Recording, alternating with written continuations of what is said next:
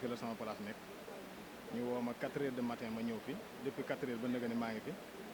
waaye ñi ngi sant yàlla bu baax a baax ndax lakk-lakk bi métti na waaye ñi ngi sant yàlla bi ñu ñëwee gis ko it xaw nañ ci am ak ñeewant rawatina ñi nga xam ne seen loxo jotoon seen ginnaaw te ñu defoon ay investissement ci biir dëkk bi ngir bañ a dem fenn foo xamante ni bi dañ leen fay dégg ci naka sudul noonu man it bi ma fi sancee ci biir koor gi rek laa fi sanc benn magasin yàlla dogal it mu tàkk ba jeex waaye sant nañ ci yàlla bu baax a baax di julli ci yonente bi di ñaaxit ndaw ñi ñoo xam ne jeexaluñ ndax yëf yi bu agsee fii ak sant yàlla ndax am na ñoo xam ne ñooñu mag fopp te amuñu ko kon buñ demee ba yàqu-yàqu am suñu borom moo ñuy wan bopp rek ngir ñu bañ a yàqu kon ne góorgóorlu non man bi may doog a ñëw boobu tàkk gut ba doonu doom parce que desoon na mais sappoor ñoo yéexoon a ñëw ak it courant bi ni mu doon tàkkee place yi tàkk métti mënu woon a yegg ci biir ñu ci bari dañoo taxawoon télé bi di yuuxoo ko jooy rek waaye mënuñ ci woon dara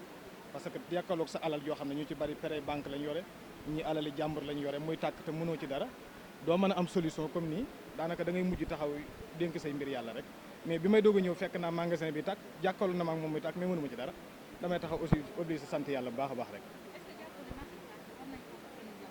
waaw loolu c'est responsabilité Sénéléc ak maire am nañ ci responsabilité ñoom it nañ bàyyi bu yëfi amee rek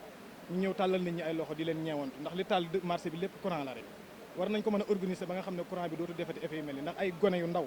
toll ci seen digg doole investir seen alal ñi yore prêt banque courant jaar rek raafale ko France daal na xëy du mujj fen loolu yëpp beneen affaire la daal te boo jugante ji di wax ñu jaxase la ak sëñ bi ne la waroo def li waroo def nangam ak nangam beneen affaire la gone yu bari prêt banque lañ yore am na ñooñu bi ñu fi ñëwee 4 heures du matin dañoo jooy ba ñibbi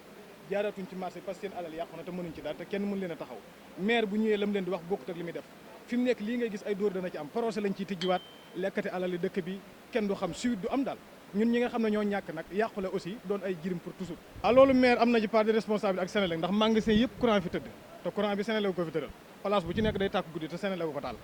kon ñoom am nañ ci responsabilité ci courant bi tàkk ci place ndax ñooy taalaale biir marché bi